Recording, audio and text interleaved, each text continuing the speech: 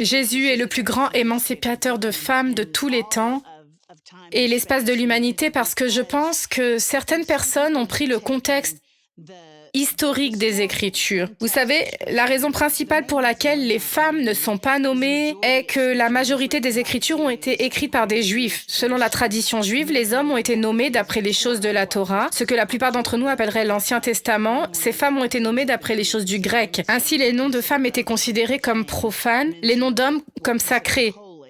Donc, c'est plus une question de tradition que d'évincer les femmes. Et donc, parfois, parce qu'on ne regarde pas le contexte, on se dit « Oh, regardez, les femmes sont complètement ostracisées. » Elles ne le sont pas. Je réagis et leur dis à maintes reprises. Jésus élève les femmes encore et encore, il les honore.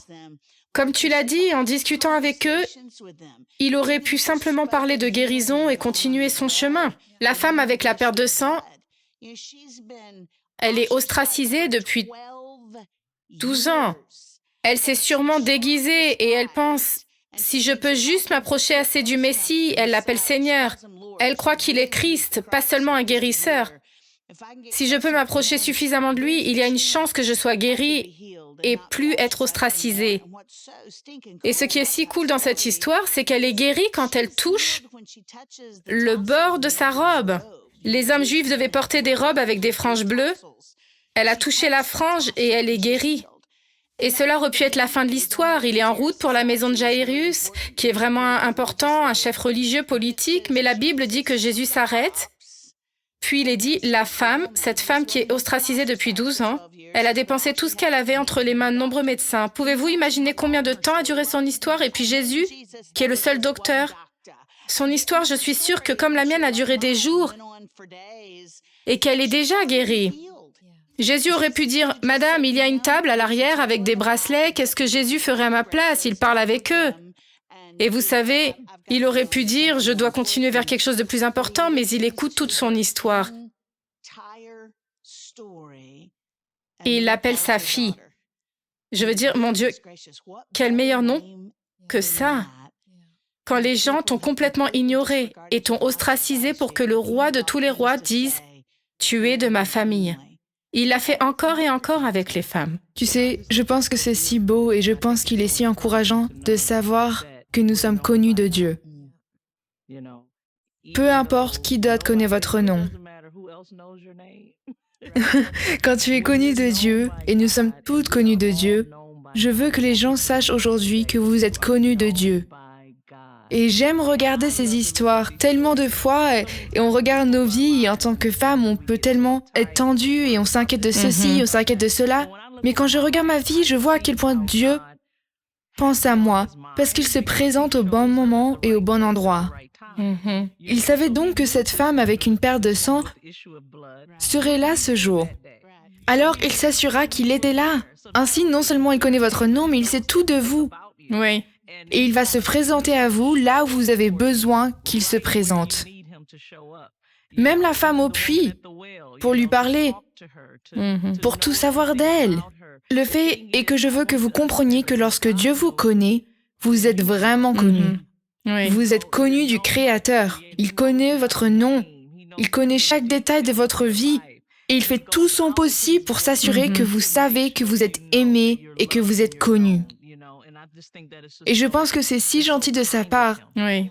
C'est si gracieux de sa part. Oui. Et peu importe ce que vous avez fait, vous ne pouvez jamais disqualifier le fait d'être connu de lui. C'est vrai. Et tu sais, la femme au puits, elle a été réprimandée tout au long de l'histoire chrétienne comme étant louche, parce qu'on lit qu'elle s'est mariée 5 fois et puis elle vit avec un gars qui ne lui donnera pas la dignité du mariage. Dans un consensus moderne et théologique conservateur, elle n'était pas louche, parce qu'un homme juif ne lui aurait pas donné un certificat de mariage, parce que cela dénotait des biens, de l'argent, ils ont peut-être couché avec elle. Mais après qu'elle ait obtenu un certificat de divorce, ils ne l'auraient pas épousée. Ils sont peut-être sortis avec elle, ils ont peut-être entretenu une relation, mais le fait que 5 hommes juifs différents lui ont remis un certificat de mariage formel signifie plus probablement qu'elle était belle, de bon caractère et probablement infertile. Et c'était une cause de divorce. Alors vous vous arrêtez, pensez, oui, elle est réprimandée par sa société. C'est probablement une femme belle, probablement un bon caractère, qui a été complètement évincée par tout le monde. Et Jésus dit, si tu m'adores, et vous savez tout combien j'aime le texte original. En grec, le mot qu'il utilise pour adorer, c'est proskuneo. Pros signifie aller de l'avant, et kuneo signifie embrasser.